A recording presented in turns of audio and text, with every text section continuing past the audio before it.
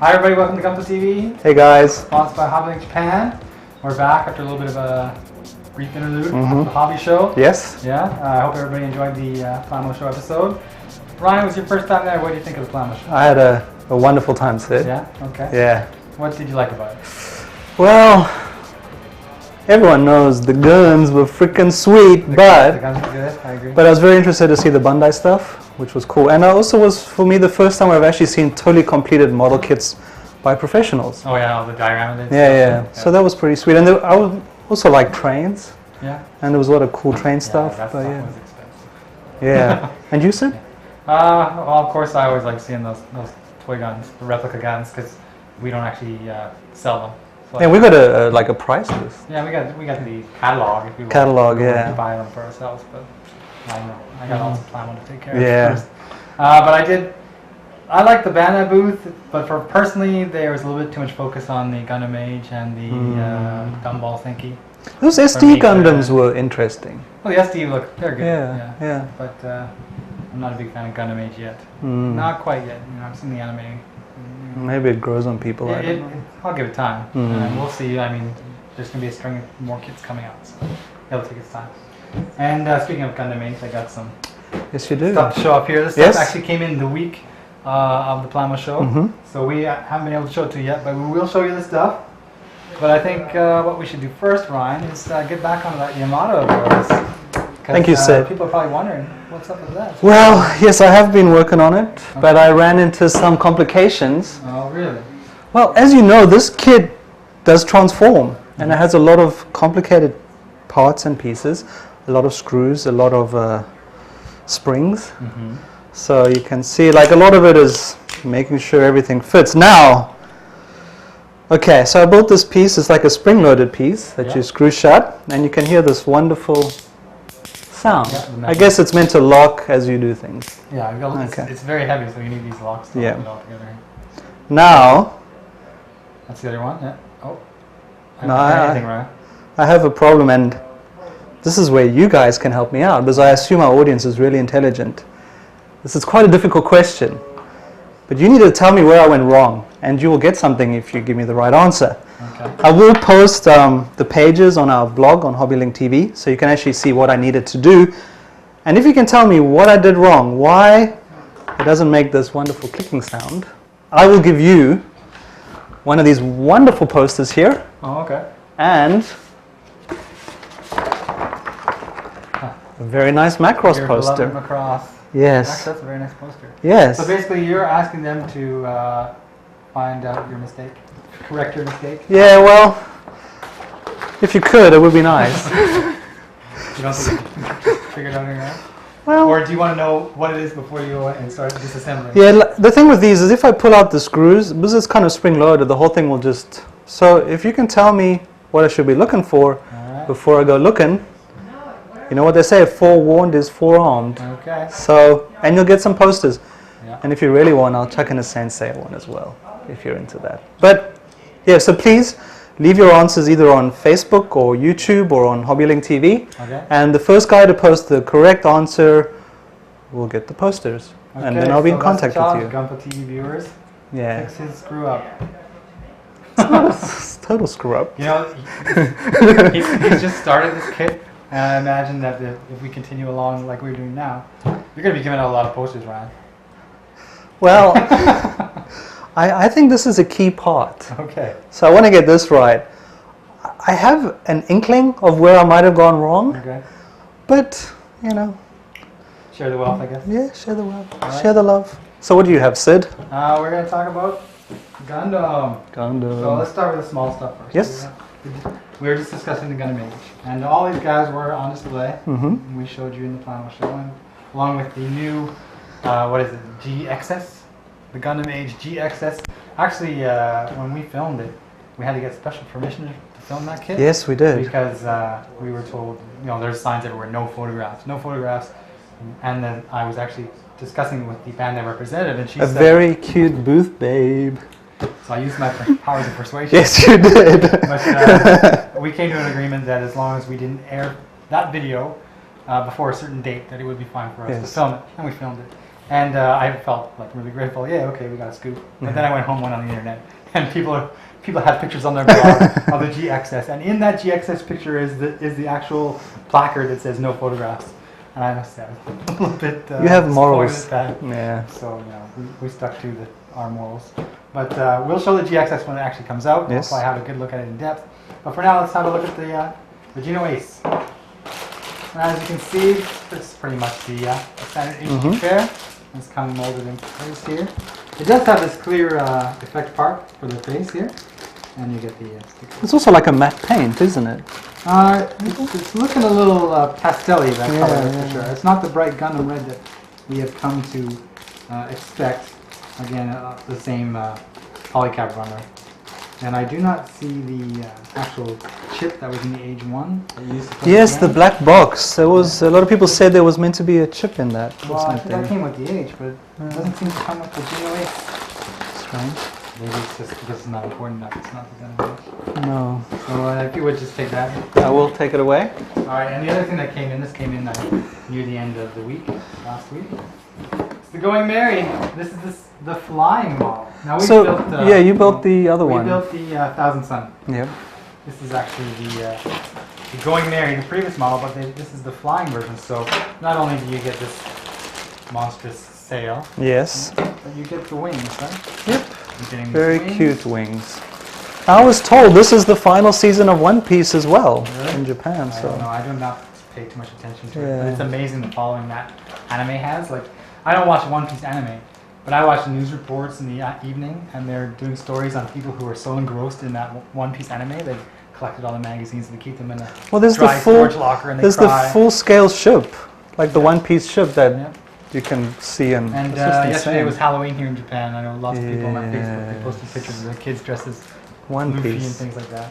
So along with the sale, you of course get all these stickers, and we showed the Yes, we stickers did. previously. So we're not going to actually need to show you too much of this. No. Because we've got a whole episode devoted to these. When you actually built this was before I joined you. Yeah, that's when I was flying solo. Yeah, you was I was watching Very while he did it. myself. I was really impressed with that kit. Yeah, it was Like a lot of fun, it was actually. fun. Yeah. I think with the coat of paint or just the Yeah. finishing spray, it would have been sweet. Yeah, I think you could, if you did it with a flat coat and do the panel lines, especially on the hull of the ship like Yeah. you see here, yeah, you can really get a good result. Yeah, it's cute. I still haven't gone in here touching up all the little figures that you're supposed to paint. I Yes. never do any of those things. They had that at the show, like the fully painted Yeah, up, somebody and had they gone were ahead just and insane. Painted that. Yeah. I think they hired like leprechauns or something. Maybe some of that. People with small hands, very small Okay, so hands. Yes, here's the MG Sandrock. the one you've been waiting for. Yes, it's another MG Wing kit. Yes. And I originally had, when we were talking about this episode, I planned to show something else. Mm-hmm. But then the Sandrock came in. And I said, oh, let me show the Sandrock, let me show the Sandrock. So rather than open up the box and show you runners, well, Yes, Sid built it, yeah, I did. and it's I spent awesome. a few hours, I think Friday evening, Saturday evening of the last week, and I built the Sandrock. And it is fantastic. Yeah, it's actually such a different style as well. Especially in the shoulders here. Yeah. I mean, the shoulders look really, really great with all this detail. There's actually quite a few parts involved here. One thing about the shoulders, though, is that it's really going to hinder any kind of Yeah, articulation because of okay. this little piece here. But other than that, I mean, you're going to, and this ankle piece is going to hinder the foot articulation to a point. But I mean, once you stick him on a stand, he's still good to go with all the range of motion in his hips and knees. And probably the coolest part of this whole kit is I'm going to swing this guy around, and you can see there's the back of it. These things, his weapons. Now they strap on his back like this, and what you need to do to take them off is just flick this down, and then you can pull them off. Like this. Now that metallic finish, did you do that or is it? No, it comes that way. That's the runner. Oh, And they actually have substitute pieces for this as well. it's actually quite a nice They actually reflective give you these. surface. The red Ah, if you wanna. beam effect parts. Yeah. And what you do is you slide these out in such a way, and then you can slap on the effect part, and then swing this around and stick it in his hand. He's good to rock and roll. It also touches Ah, the so those shield. are his weapons. Yeah.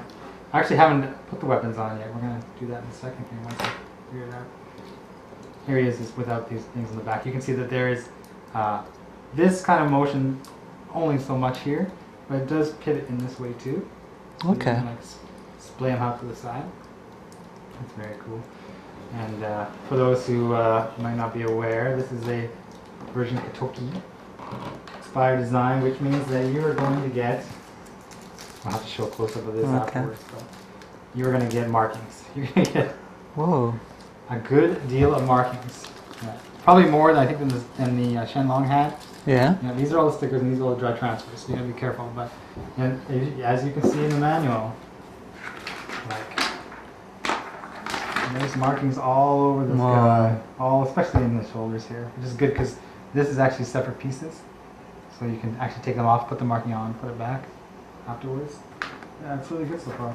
So you're gonna stick those on at some stage? Yeah, I was thinking, oh, I'm gonna paint this thing. I'm gonna paint this thing. But what I noticed when I started building it, as soon as I opened the runners from the plastic bags, is that this plastic, it doesn't look like that. Yeah, it has plastic sheen that you see. It has like a matte. It looks flat, doesn't it? It looks very, very much like matte. And I thought, why do I need to Yeah, paint even this? the yellow actually. Yeah. Yeah. If it's got that kind of effect already. So what I'm going to do is I'll just put the markings on it like I normally would. Yeah. And then I will flat coat it just to protect it, and then it'll be good to go. And we'll see how well this this flat looking plastic of Bandai It was almost like a gladiator effect. Yeah. Like, well, it looks similar to the Tall Geese if you've watched any of the Wing series. I haven't watched a lot of it, but the Wing series, the Wing kits, I really enjoy them. Like, I mean, I built the Shenlong, I built the Wing EW version, Wing Zero, and Death Scythe, and all these other ones. So this one I think is my favorite. Okay. MG Wing kit. But there's Heavy Arms coming in January. Yes. And that one looked really good on the hobby show. So I'm gonna. This is probably one of the most interesting kits I've seen. The only thing that I think is a drawback when it comes to the MG Wing kits is how they do the hands. You can see that. Ah, We're okay. gonna get really close in here if we can. But you can see that they give you essentially, this is the base for your hand. Yeah. And then you swap the fingers, Okay.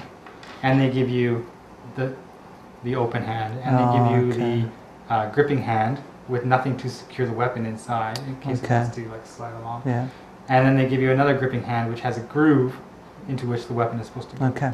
And that sounds good in theory. However, what I found is when you start putting these on and you start trying to pose your Gundam to hold the weapon, is this thing will just fly out, it'll pop off. Okay. So you got to be really careful when you're posing the MG Wing kits to hold their weapon.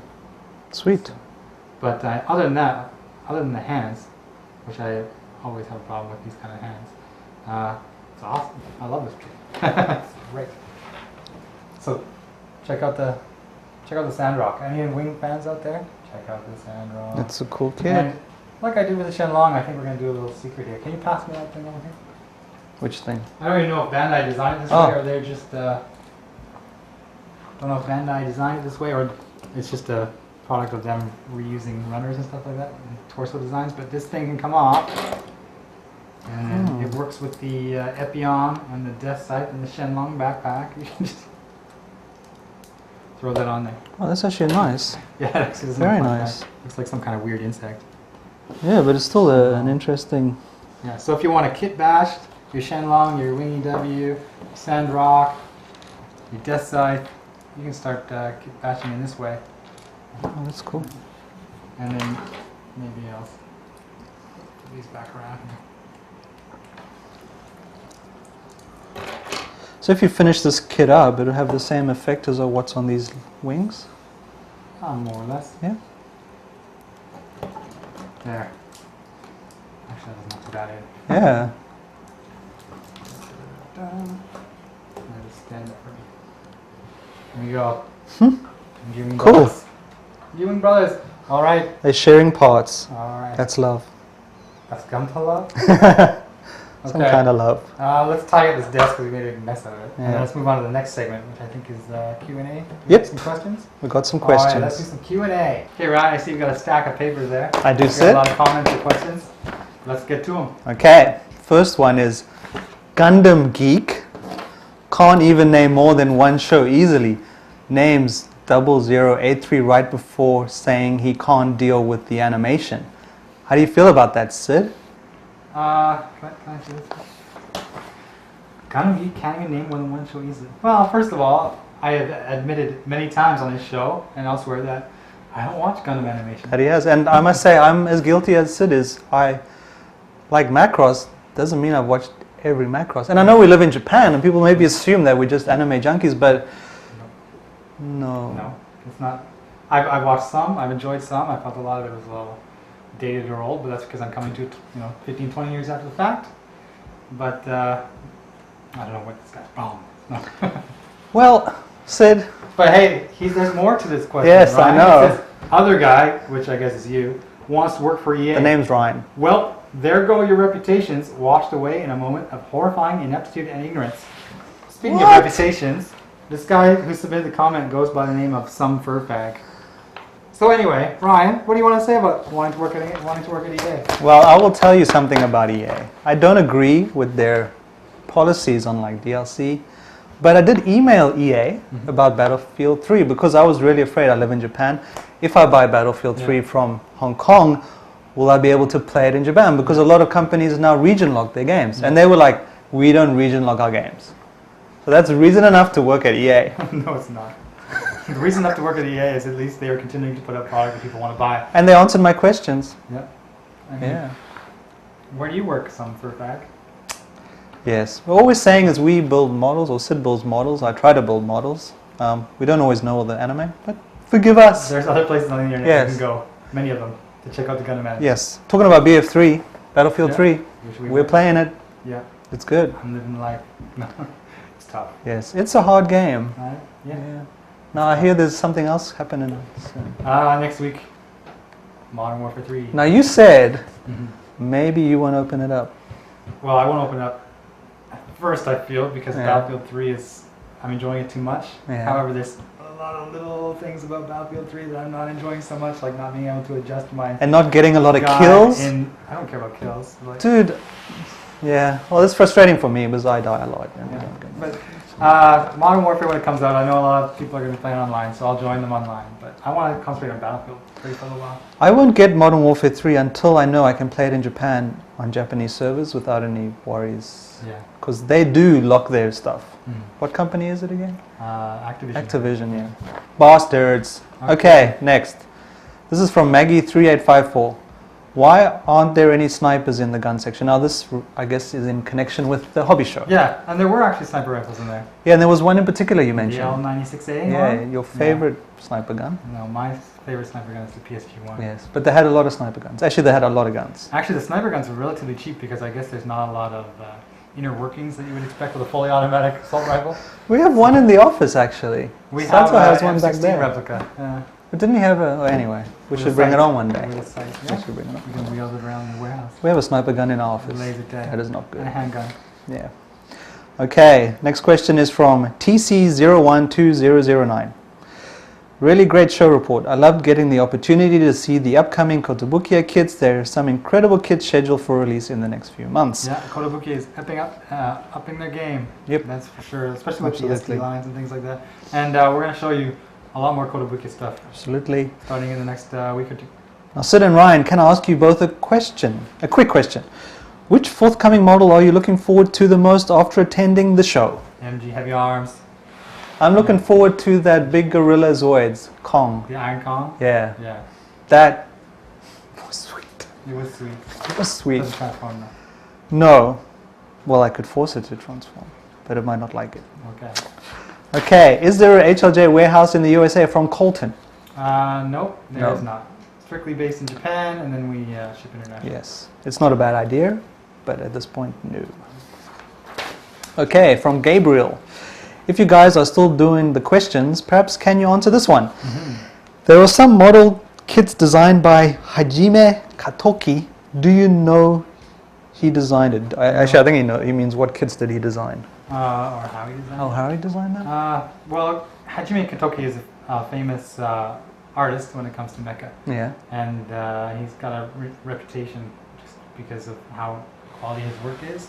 And it will appear in Howie magazines and various other places. and he also works with Bandai, and he will take designs of his and other designs, and Bandai will use his design to make a kit, which is why you have the Ver Ka at the end of the title. So we've done the Genoace version Ka, Unicorn version Ka. A lot of the Endless Waltz kits are based off his designs as well. And the one thing Hajime Katoki does with his designs is markings, lots and lots of markings. That's interesting. I didn't know that. I didn't know the comment that. If you read Hobby Japan magazine, they'll generally have one quality drawing of his in this like pull-out spread, and it's not even just Gunpla. There's also girls and like mecha suits and things like that. Sweet. Version Katoki. Cool. Next is from Kurti. Do you guys have any pets? I do. I have a cat. I don't have any pets because my apartment does not allow them. Yeah. We had a cat, and when we moved, we made sure to find a place that took cats, and we went to sign a document to get our rental agreement all in place, and the guy's saying, no pets, but if you want a pet, it's going to cost you this much extra. And I'm like, hey, wait a minute. In the ad that we responded to, it says pet's okay. Oh, okay. Well, scratches that line up. Pets, yeah, like I was looking at getting a dog, but dogs are like $2,500. They're really expensive. Even cats, like $2,000 cat. I'm like, they're pet stores. If you go to pet stores in the shopping centers, $800 for a puppy. Like, it's not even a good puppy. Okay, next is from Lazy Johnny 9. Hey Sid and Ryan, thanks for making these great videos for us in America and answering all the difficult questions. I just have a comment on saying thank you for answering what happened to your finger, and my comment is that you should be happy that you didn't lose your entire finger like I have. Go Edmonton Oilers. Go Oil. Yeah, so it's getting better. We had a couple weeks, and the bruise is like moving up, and soon enough I'll be starting to cut away. We'll have only a little bit left. Thank you for your concern. Yes. So you lost your finger, mate. Yeah. I don't know what else to say. Like, I know people, I have friends who've lost fingers in accidents and got to shop in school and things like that. I mean, it's not, obviously, it's not something you want to have happen. If you want to write in and tell us how it happened, I would be interested to know. Yeah. Because I'm curious now. And what's Oilers? What's Edmonton? The Edmonton Oilers are the National Hockey League team that belongs to the city of Edmonton. Wayne Gretzky originally started there. Okay, hockey. When he moved from the other league. And with Wayne Gretzky, Mark Messier, Paul Coffey, Esa Tikkanen, and Craig McTavish and all those guys, Grant Fuhr in goal, they won 4 Stanley Cups in a row. 4 Stanley Cups in a row. The dynasty. I said South Africa would win the rugby. I was wrong. I apologize to all Kiwis and Australians. Next question. Neon Wave. I like your show, it's great and I'm learning a lot. Just like you guys, I enjoy Gunpla. They're fun to build and the feeling you get when completing the kit is just satisfying. But I have a question. How did you get a job at HobbyLink Japan? What is required to get a job there apart from learning Japanese and moving to the country? I think we answered this in a previous episode. But we can answer your next question. And this question is for Sid. Is it true that we Canadians have to go back to Canada every 6 months if we live outside of the country in order to keep our Canadian citizenship? I've actually never heard of that stipulation or requirement. I went back to Canada last year. Yeah. And prior to that, it was 2 years before when I went. So if that is true, then I am no longer Canadian citizen. I'm in no man's land. But I don't believe it is because I have many Canadian friends here in Japan that have lived here for like 10, 11 years. You can't lose citizenship. It's difficult. It's against the law, like UNO law or whatever. Like you cannot lose citizenship. You might be thinking of permanent residence might be another thing. Permanent resident in Japan, you would still keep your Canadian citizenship, of course. But there is Canada has some kind of law in the books that I was looking into that if you live outside of Canada for a period of time, I think it's more than 6 months, and you have no ties to Canada, such as a bank account, loans, mortgages, or anything like that. If you have no ties to Canada, then you could get exempt from paying things like taxes and things like that. But I would recommend going to the Canadian website because I don't know if you can trust us for immigration information. Canadian embassies, the website's no problem. When I've had to deal with the Canadian embassy here in Japan, it's been no problem. I just walk in there, hey, how you doing? The guy says, hey, I give him some money. And what was he wearing? A document, he smiles, and I'm gone. As opposed to like other American friends that had to go and register their son or citizenship for that, and they have to go down there with all the pictures and all the passports and take the actual kid in with them and spend all day there. No, Australia's pretty cool, I think. Now I think that is all the questions. Okay. Is there anything else you want to add? I have not much to add except to say that next week we're going to be showing Oh something. yeah, tomorrow, Friday. Yeah. Yeah. Yeah, you almost forgot. Friday, this Friday, will be November 4th. It's the Gunpla Expo in Akihabara. And I'm taking the day off work and this So guy is am as well. I. Now we're going to go down to the Gunpla Expo and I'm going to buy a whole bunch of crap. And shoot some video, and Sid will be We're going to talking. take some pictures and we're going to take some video and we'll try and show you what's going on at the Gunpla Expo. Should be interesting. Yeah, I we'll think. probably have something up in November 6th or 7th. Should be up on the Monday. We should be getting back to our regular schedule if all We're gonna goes to try. plan. With all these little hobby shows popping up, we're kind of off schedule. But we will have some Gunpla Expo footage or pictures to show you. Okay, so here we are at the Gunpla Expo in Akihabara. It starts today. It's Friday, and we got in as press, so we're actually in a little bit early, so that's great. And we're going to try and take as much video as we can and show you guys on Gunpla TV just what we have at the expo here this year. Okay, so here we are in the diorama wall here, and they've really done up a number here for the Gundam Age diorama. They've got all the kits, and they actually made the giant ship here that you see in the anime. As well, we have diorama of more of the HG kits for the Gundam Age. It's a nice diorama. You can see there's a lot of damaged little Genoaces there. And to our right, which we actually can't show, is the Master Grade Age 1. And we're not going to show that because it's very strict and we don't want to get kicked out 10 minutes into the show. So this is the diorama part. And we'll see if we can sneak you some pictures of some stuff, but we can't guarantee anything. Okay, so this whole wall is actually showing you how they put together the Gundam. And it starts with the 3D rendering. And you can actually play around with the computer yourself.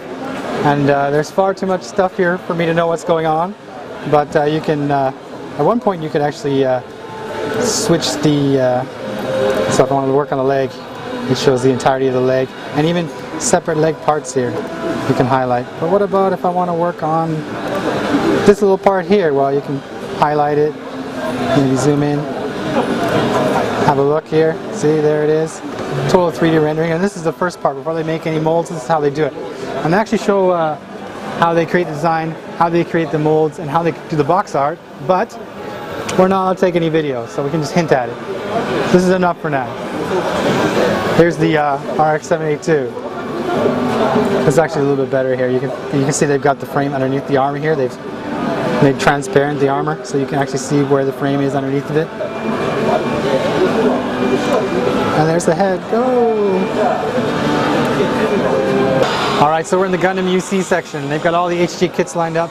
And behind us there is the Master Grade Full Armor Unicorn, and we can't get close enough to it to get a clear shot of it. But we're going to take some pictures because they're showing something to it that they didn't show at the Plamo show just a couple weeks ago. There's a new little gimmick that they want to show. So we're going to have pictures up on our site about that. So you got to check this, make sure, and you find out what it is, because it's pretty cool. Alright, so this area is for the Gunpla Builders World Cup for 2011. And anybody who gets in here gets to cast a vote. So that's what I'm going to do now. I've written down my selections on this vote, one for the junior class, one for overall. And I'm going to drop it in my ballot box here. My vote has been cast.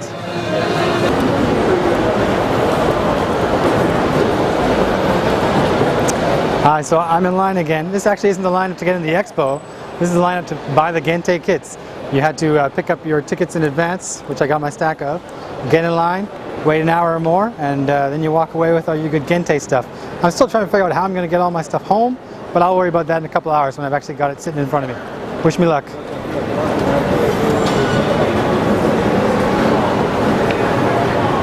Yes, and Look forward to that. don't forget to answer my question. Yeah, where did Ryan screw I up? need help. If I don't get help, I can't progress. Remember, the question is, where did Ryan screw up? No, In relation where to did the this plans go wrong? Oh. I blame the All guide. other answers about Ryan screw up will not be considered as competition. Oh, and one last thing. Thanks everyone for the compliments on the Raptor. Yeah. Yeah, it makes this job worthwhile. Yeah. You feel like you didn't fail. No, That's good. I just got better. All right. Cool. All right. So look forward to next week. See you guys. See you later.